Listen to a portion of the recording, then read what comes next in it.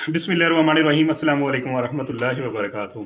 दोस्तों, इस वक्त आपने सोशल मीडिया के ऊपर मुख्तलिफ लोगों का कंटेंट देखा होगा और अक्सर कंटेंट वो है कि जो हमारे बच्चों को या हमारी ख़वातीन या हमारे घर में देखने के काबिल भी नहीं है। इस वक्त ऐसे ऐसे लोग अपना ऐसा कंटेंट लेके आ रहे हैं कि जो हमारी नस्ल को बर्बाद कर रहा है। तो इसमें आपकी और मेरी जिम्मेदारी बनती है कि हम अपना अच्छा कंटेंट लेके आएँ। वो कंटेंट लेके आएँ कि जिसके ज़रिए हम अपनी आने वाली नस्ल की तरबियत कर सकें। वो कंटेंट लेके आएँ कि जिससे लोगों का फ़ायदा हो, जो खैर-ख़ाही वाला कंटेंट हो, जिससे कुछ सीखने को मिले।